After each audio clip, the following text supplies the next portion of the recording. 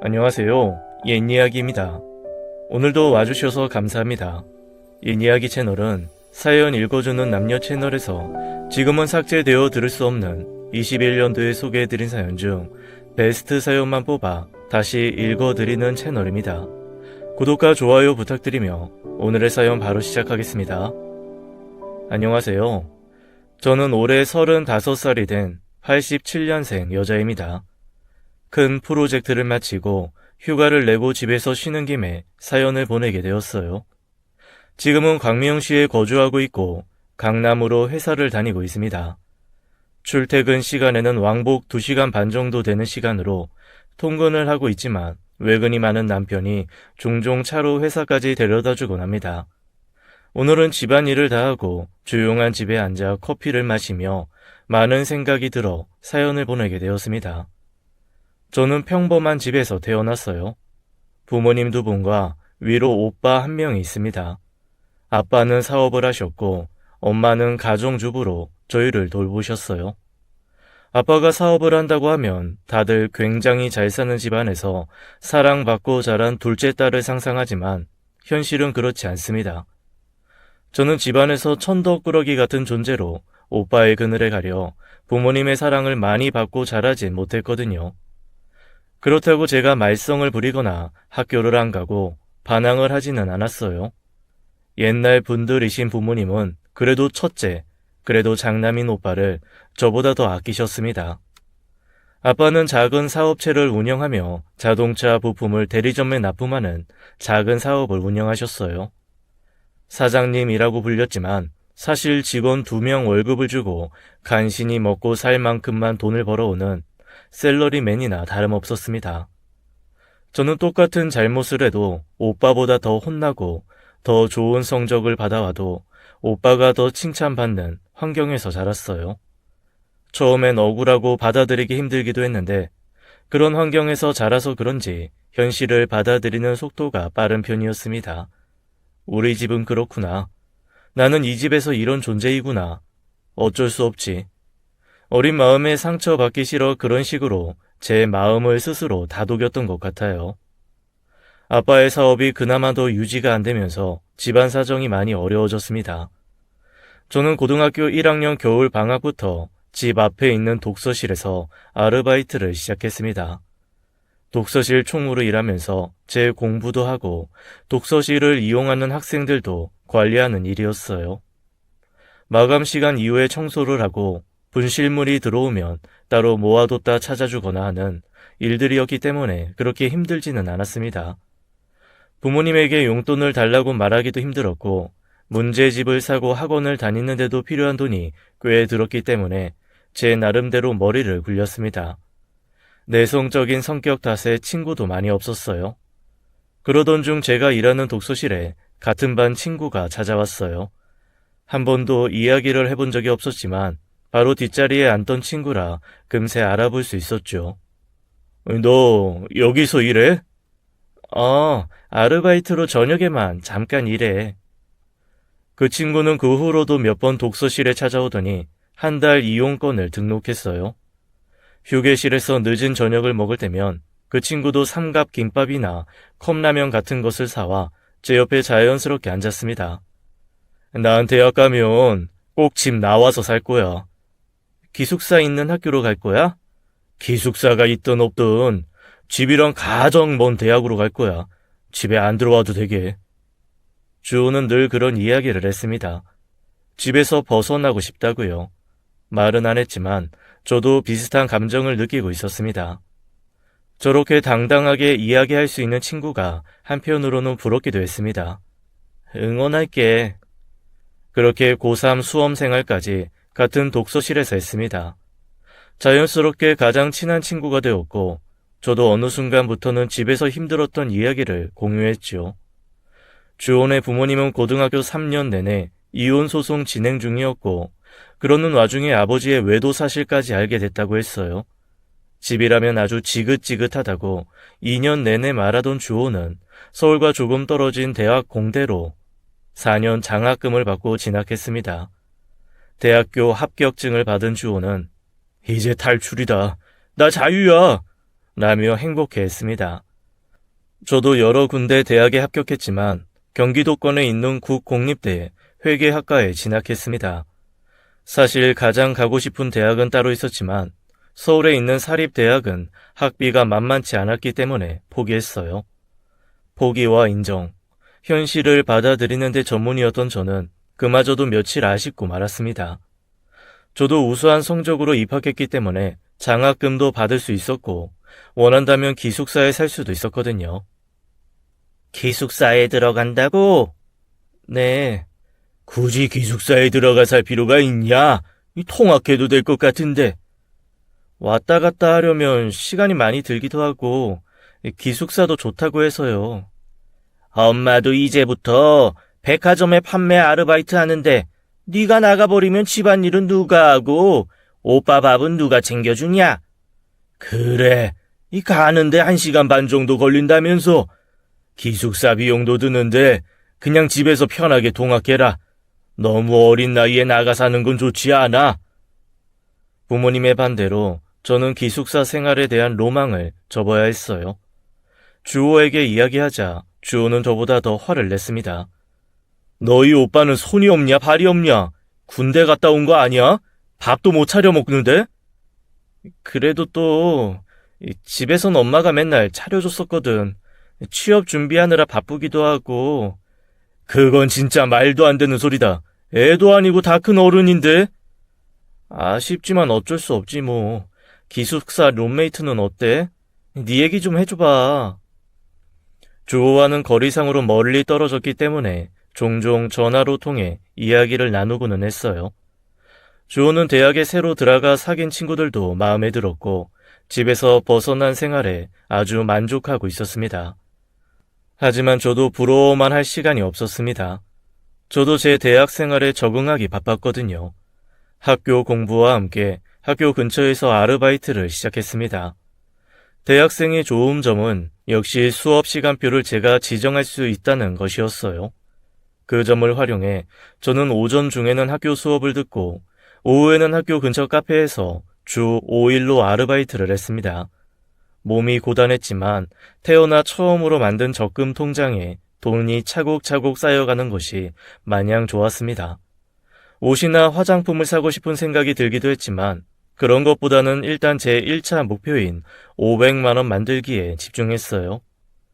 그 외에 학교 생활을 하며 드는 비용이나 교통비, 점심 식사비 등도 제가 번 돈으로 충당했습니다.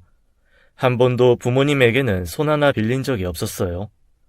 집이 어려운데 오빠 용돈 주기도 버거운데 너까지 엄마 아빠를 힘들게 하냐는 소리를 듣기 싫었습니다.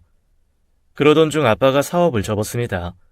매출이 야금야금 하락하다 결국엔 직원들 월급도 주지 못하고 월세도 내지 못할 지경이 되었다고 했습니다.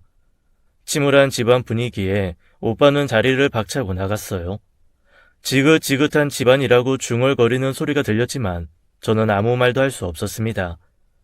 참담한 부모님의 얼굴에 저도 속상했거든요. 당장 생활비도 부족한데. 지금 생활비가 문제야. 당분간은 부족해도 어쩔 수 없이 아끼고 살아. 가게 보증금 받을 때까지 돈 나올 구멍 하나도 없으니까. 엄마는 일하는 매장 매니저에게 말해 월급을 갑을 받을 수 있는지 물어보겠다고 했어요. 엄마는 제가 대학에 들어가고부터 백화점 온 매장에서 판매직으로 꾸준히 일을 하고 있으셨거든요. 제가 모아놓은 돈이 있어요. 저도 모르게 튀어나온 소리에 부모님이 화들짝 놀랐습니다. 네가 무슨 돈이 있어? 알바하면서 적금으로 조금씩 모은 돈이에요. 적금 깨면 300 정도는 보탤 수 있어요. 그렇게 악착같이 모은 돈이지만 당장 식구들 입에 들어갈 쌀 한 톨도 없다는 소리가 나오는데 다 무슨 소용이겠냐 싶었어요. 제 말에 부모님의 얼굴에는 화색이 돌았어요. 300만 원 정도면 당분간 생활비 걱정은 없다고 말하며 저를 기특해 하셨습니다. 태어나서 몇 번 받아본 적 없는 칭찬에 어리둥절했지만 집안에 도움이 되었다는 생각에 저도 기뻤습니다. 그렇게 모은 돈을 혼자 숨기고 나중에 500만 원을 모으면 무슨 소용이겠어요. 우리 식구들이 다 힘들어하는데 저만 행복한 건 너무 이기적이잖아요. 그때 제 말이 제 인생 불행의 시작인지도 모르고 저는 그렇게 부모님에게 밝게 웃어 보였습니다. 아빠는 그 이후로 가게 보증금을 빼기까지 카센터 부품 판매 대리점에 이력서를 넣기 시작했습니다. 당장 일자리가 급했기 때문이었죠. 또 얼마 후 지금 살고 있는 아파트 전세 계약도 만료여서 이사를 가야 할지도 모를 상황이라 더 초조해 하셨습니다. 그리고 돈을 보탠 이후부터 집안 경제 사정에 대해 부모님도 제게 공유해주기 시작했어요. 저는 그때 마냥 좋았던 것 같아요. 부모님이 저를 믿고 의지한다고 생각했거든요. 아빠는 평소 하던 일의 기술을 살릴 수 있는 직업은 아니었지만 집 근처 쇼핑몰에 경비원으로 취직했고 현재 사는 아파트의 계약을 연장하게 되었습니다. 많은 돈은 아니었지만 가게 보증금에 부모님이 번 돈을 조금 보태어 다른 지역에서 다시 사업을 시작하자는 희망적인 이야기가 나오고 있는 시점이었어요. 그러던 어느 날 밤 12시가 다 되어 오빠에게 전화가 왔습니다. 엄마, 아빠, 죄송해요. 제가 사고를 쳤어요.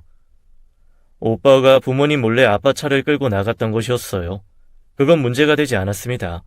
사실 가장 큰 문제는 친구들과 술을 먹고 음주운전을 했고 음주운전을 하다 사고가 났다고 했습니다. 그것도 뒤에서 멀쩡히 신호를 기다리던 차를 들이받아 100% 과실에 음주 측정 결과 면허정지 처분을 피할 수 없었어요. 100km 가까운 시속으로 뒤에서 차를 박은지라 앞차도 난장판이었고 저희 차도 앞범퍼가 다 무너져 내렸을 정도였습니다. 상대방 운전자는 당연히 병원으로 이송되었고 보험사에 연락하고 나서 부모님에게 전화를 한 것이었어요. 엉망진창이었습니다. 엄마는 어쩌면 좋냐고 울기 시작했고 아빠는 당장 아무 외투나 걸치고 경찰서로 향했습니다. 저는 아무것도 할 수 없어 옆에서 엄마를 위로하는 일밖에는 할 수 없었습니다. 결과적으로 그 사태를 수습하느라 보증금의 대부분을 사용했고 오빠는 그 이후로 면허정지 처분을 받았습니다. 당연히 영업집으로 취직한 회사에서도 일을 좋게 볼 리 없었고 수습 기간이 종료되자 정규직 전환 심사에서 오빠는 떨어졌습니다. 그제야 좀 억울한 감정들이 피어올랐습니다. 저는 단 한 번도 용돈을 받은 적 없이 제가 돈을 모아 생활비마저 충당해야 했고 학비도 죽어라 공부해서 장학금을 받았습니다. 그런데 오빠는 매달 적지 않은 용돈을 받았고 운전면허 학원이나 대학 등록금마저 모두 부모님이 지원해 주셨거든요. 거기다 취직한 회사 기숙사가 너무 불편하다는 이유로 없는 사정에 근처의 원룸까지 부모님이 구해주셨습니다. 모르는 척하려 했어도 명백한 차별에 저도 가슴이 아팠어요. 장남이 뭐라고 저렇게 오냐 할까 싶었습니다. 집안이 풍비박산났지만 저는 슬슬 졸업을 준비하던 시즌이라 취업 준비에 들어갔어요. 부모님은 제게 빨리 취업을 해야 돈을 버니까 아무 곳이나 널 받아주는 곳이 있으면 어디든 취업하라고 하셨어요. 그때는 어려서 몰랐는데 이제와 생각하니 돈 나올 구멍이 아무리 생각해도 저밖에 없었나 봅니다. 저는 휴학 한 번 없이 23살에서 24살로 넘어가는 겨울방학 대기업 회계팀 계약직으로 취업을 했습니다. 월급은 사회 초년생치고 적지 않은 돈이었지만 제가 무엇을 하고 싶은지 진로에 대한 고민조차 해보지 못했어요. 그저 회계팀에서 전표 맞추고 영수증 처리하는 허드렛 일이라도 하며 돈을 받을 수 있다면 그저 감사해야 했습니다. 대기업이다 보니 파견 계약직이 많았고 자연스럽게 정규직들에 비해 차별도 심했고 함께 어울릴 수 없었어요. 그렇게 30이 다 되어가도록 저는 계약직으로 근무하고 2년이 될 때마다 계약이 안 될까 노심초사하며 살았습니다. 그러는 사이 엄마는 계속 생활비를 벌었지만 아빠는 일을 하다 허리를 다치는 바람에 디스크 수술을 크게 2번 정도 하셨고 일을 할 수 없는 몸 상태가 되었습니다. 당연히 집을 먹여 살리는 건 저와 엄마였고 그 중에 큰 부분은 제가 차지하게 되었습니다. 자주는 아니었지만 취직한 주호가 저희 동네로 놀러와 맥주를 한잔하며 하소연을 하기도 했습니다. 버는 돈은 다 집에 들어가고 나한테 남은 건 하나도 없다. 언제까지 네 미래도 없이 집에 발 묶여 살 건데 수경아. 그러게나 말이다. 인생을 사는 의미가 없어. 나 그냥 돈 벌어다 집에다 돈 갖다 주는 기계 같아. 내 인생 하나도 없어. 한 번은 잔뜩 취해 엉엉 울면서 주호에게 그렇게 말한 적이 있습니다. 내가 뭘 그렇게 잘못했는지 모르겠다고요. 단 한 번도 누구에게 그렇게까지 제 진심을 말해본 적이 없었어요. 특히나 가족에 대한 이야기라면 제 얼굴에 침 뱉기나 다름없다고 생각했거든요. 주호는 별말 없이 제 얘기를 다 들어주었고 필요할 때 언제든지 연락하라고 했습니다. 그런 주호의 마음이 고마워 저는 차를 샀다는 주호에게 방향제나 핸드폰 번호 표시판 같은 작은 선물들로 마음을 표현했습니다. 이성적인 감정보다도 동질감을 느끼고 감정을 공유할 수 있는 유일한 소통 창구가 주호였으니까요. 그러던 중 제 인생에도 좋은 일이 일어났어요. 저는 28살이 되는 해 파견 계약직에서 자체 계약직으로 나름대로 이 회사 소속이라는 조금의 위안을 삼을 수 있는 보상이 뒤따랐습니다. 제가 일을 열심히 하고 애사심이 느껴졌다는 이유에서였죠.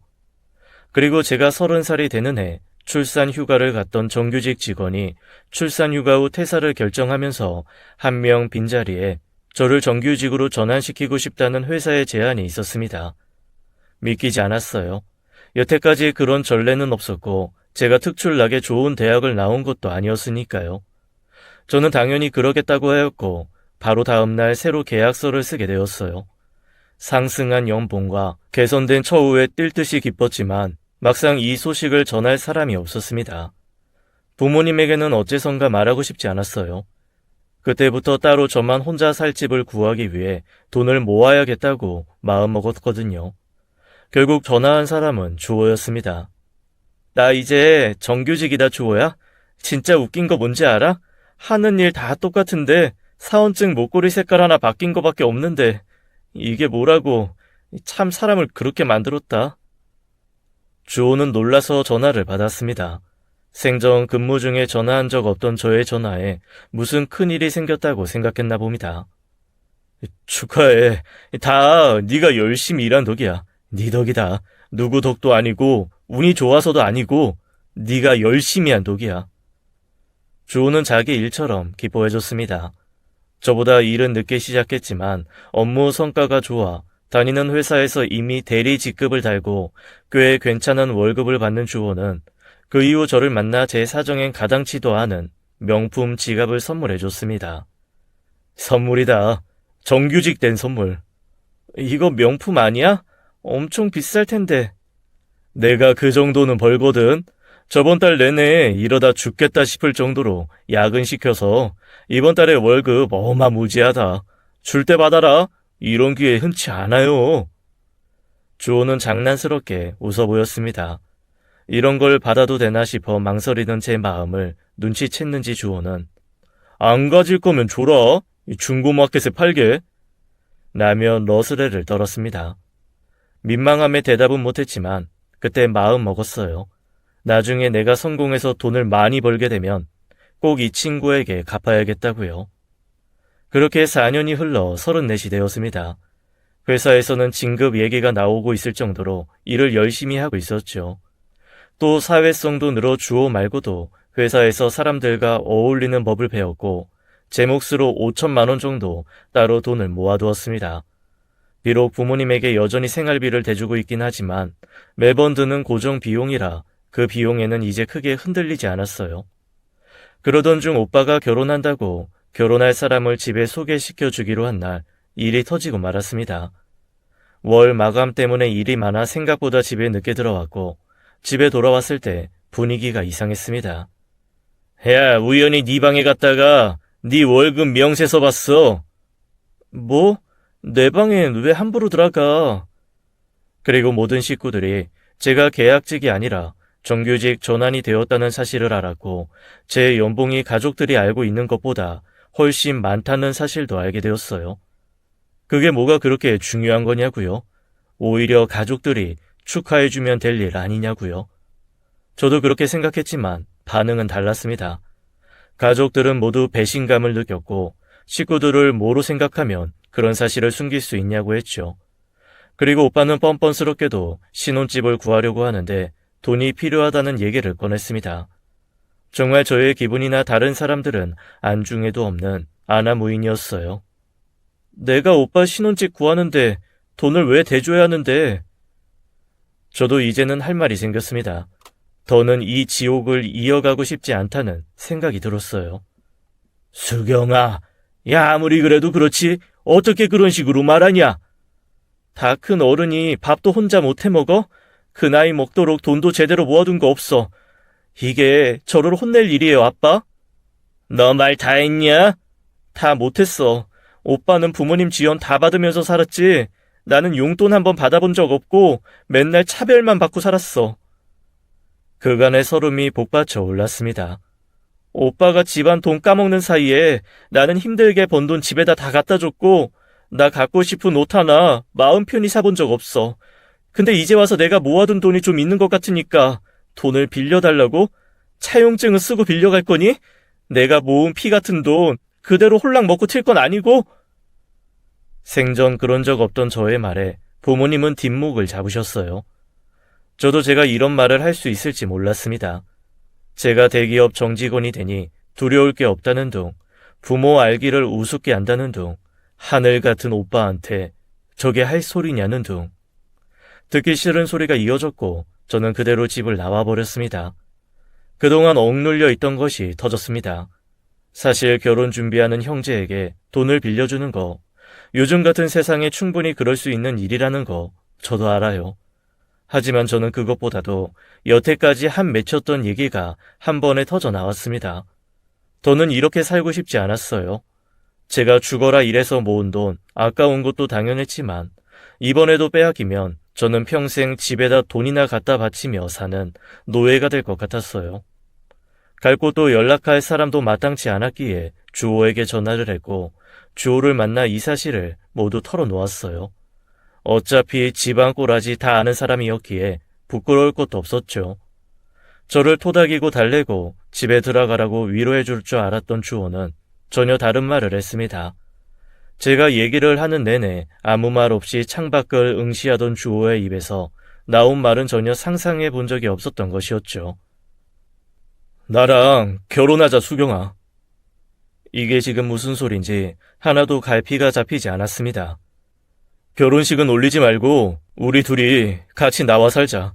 집은 내가 알아서 구할게. 너 도대체 무슨 소리야 그게? 너랑 나랑 결혼해서 살면 더 이상 네가 번 돈에 대해 집에서 이래라 저래라 못할 거야.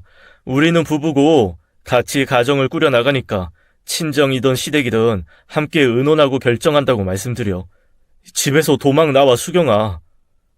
주호야, 사랑하는 사람들이 만나서 결혼해야 하는 거 나도 알아. 우리는 연인이 아니지만 누구보다 친하고 서로를 잘 아는 친구잖아. 나도 부모님 끔찍하게 싸우면서 살고 서로 증오하면서 헤어지고 자식 앞에서 할 소리 못할 소리 구분 못하고 소리 지르는 거 보면서 자랐어. 그래서 절대 결혼 같은 거 안 할 거라고 다짐했고 깊게 연애해본 적도 없어.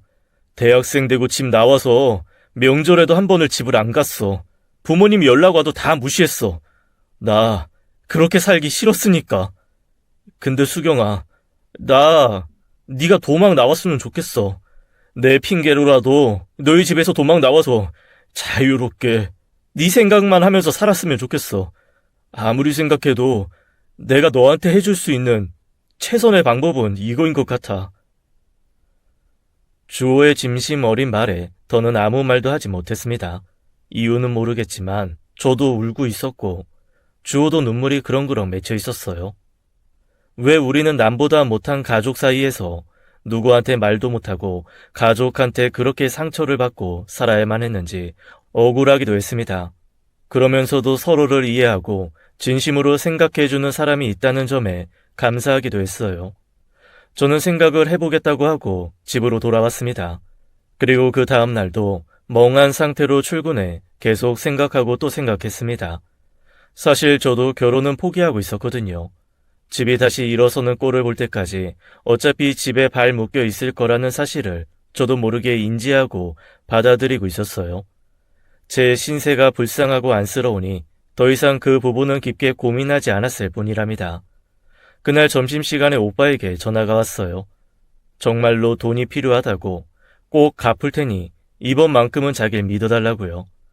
정말로 결혼하고 싶은 여자가 있는데 부모님은 도움을 주지 못한다고 말입니다. 어쩜 이렇게 뻔뻔하고 철이 안 드는가 하는 처참한 마음에 한숨이 푹 나왔습니다. 뒤이어온 엄마의 문자도 오빠와 다를 바 없었습니다. 네가 오해하고 있는 게 많다고 자신들은 오빠와 저를 한 번도 차별한 적이 없다고 했습니다. 자식을 다 똑같이 사랑했다고요. 거짓말이라고 생각했습니다. 이제는 제 감정마저 인정해주지 않는 가족들에게 섭섭함보다는 원망이나 미움이 컸습니다.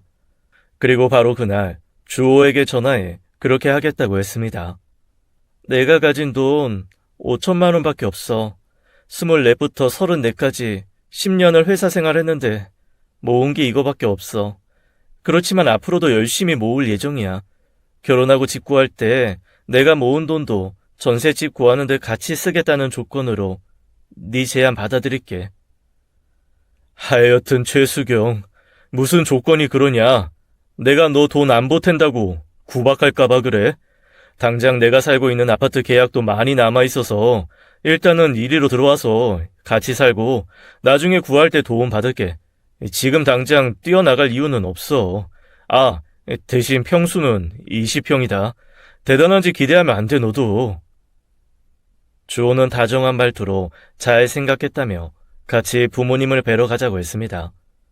그날 함께 퇴근하여 집으로 갔고 발등에 불이 떨어진 오빠가 세연이 될 사람과 함께 집에서 저를 기다리고 있었습니다. 같이 온 사람은 누구? 부모님도 당황한 표정이 되었습니다. 주호는 인사를 꾸벅하고 수경이와 결혼할 사람이라고 자신을 소개했습니다. 놀라는 다른 식구들과 다르게 오빠는 기가 막힌다는 표정이 되었어요. 지금 상황이 이래서 식은 내년이나 내후년에 올리더라도 올해부터 함께 살 생각입니다. 저희 부모님께는 이미 허락을 받아 수경이 부모님께 인사드리려고 왔습니다. 뒤이어 주호는 묻지 않았는데도 회사 명함을 내밀며 어떤 회사에서 어떤 일을 하고 있고 부모님은 몇 살 때 이혼하셨는데 각자 무슨 일을 하며 지내고 계신다고 똑부러지게 말을 했습니다. 어버버하는 부모님 앞에서 주호는 눈빛 한번 흔들리지 않고 말했습니다. 수경이와 합쳐서 둘이 열심히 돈 모아 식 올리고 작은 아파트 공동 명의로 사서 제대로 신혼생활 시작하겠습니다.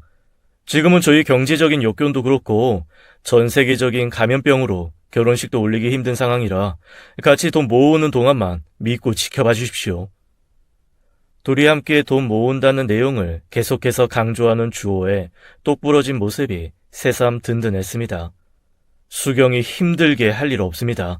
가장으로서 최선을 다하고 수경이한테도 지금처럼 잘하면서 예쁘게 살겠습니다. 부모님은 수경이한테 그런 얘기를 들은 적이 없다고 계속해서 당황스러워 하셨어요.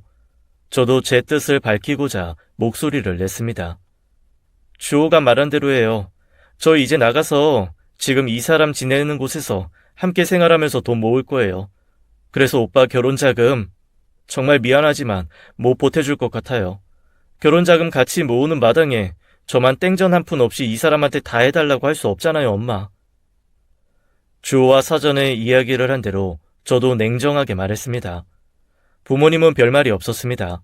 딱히 뭐라고 할 수 있는 상황도 아니었으니까요. 다음 달부터 같이 살려고 준비하고 있었어요. 늦게 말씀드려 죄송해요. 생각할 시간이 필요하다는 부모님 말에 저는 제 의견을 되돌릴 마음이 없다고 단호하게 끊어냈습니다. 정말 기가 막히고 이게 무슨 영화 같은 일인가 싶었지만 그 이후로 저희는 함께 살게 되었어요. 얼마 없는 짐을 탈탈 털어 주호네 집으로 들어왔고 집을 하치고 몇 달 뒤 동사무소에 혼인신고를 하러 함께 갔고요.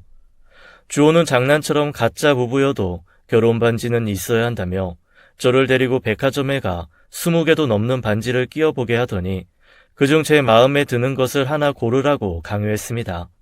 괜찮다고 저렇게 비싼 걸 뭐하러 사냐고 손사래를 쳐도 이 핑계로 나도 비싼 반지 좀 껴보고 싶다고 장난스럽게 말했습니다. 결국 우리는 같은 집에 살며 같은 반지를 왼쪽 네 번째 손가락에 끼고 생활하고 있어요. 동네 사람들은 저희를 신혼부부라서 그런지 너무 보기 좋다고 덕담을 해주시고 회사에도 결혼 사실을 알렸습니다. 부서장님은 저를 따로 불러 신혼여행 휴가를 언제쯤 갈지 물어보기도 합니다.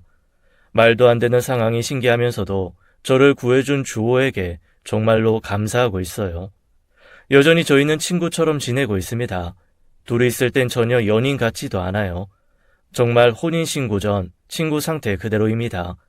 다만 서로가 더 가까이 있기 때문에 대화하는 시간이 늘었고 좋은 일이든 나쁜 일이든 숨기지 않고 얘기하며 서로에게 힘이 되어주고 있어요. 가족이 아닌 사람이 이런 존재가 될 수 있다는 게 믿기지 않다가도 맞다. 우리도 이제 가족이지 하는 생각에 혼자 웃음 짓고는 합니다. 절절하게 연애하고 없으면 죽네 못 사네 하는 연애를 거쳐 결혼을 하는 게 당연한 거라고는 생각했고 저도 평생 그런 걸 못할 줄 알았어요. 비록 우리가 연인은 아니었지만 누구보다 서로를 위하고 이해하는 우정을 기반으로 한 관계도 넓고 크게 보면 사랑이 아닐까 생각합니다. 주호가 기꺼이 저에게 그런 사람이 되어준 것에 대해서는 앞으로 제가 살아가며 갚아나갈 생각입니다. 퇴근길에 뭐 사갈까? 쉬는 날인데 밥하지 말고 사다 먹자. 가면서 사갈 테니까 먹고 싶은 거 있으면 문자 남겨. 오후 5시가 되어가길래 슬슬 저녁 준비를 하려는데 주호에게 이런 문자가 옵니다. 본인보다 저를 생각해주고 저를 귀하게 여겨주는 이런 사람입니다.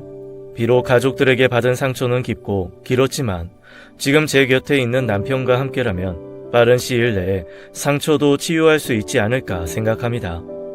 감사한 마음으로 서로 위하며 살아가겠습니다. 긴 사연 읽어주셔서 정말 감사합니다. 모두들 건강하시고 편안하시길 빌겠습니다. 지금까지 옛이야기였습니다. 끝까지 함께 해주신 여러분 감사드리며 저희는 다음 사연으로 돌아올게요. 감사합니다.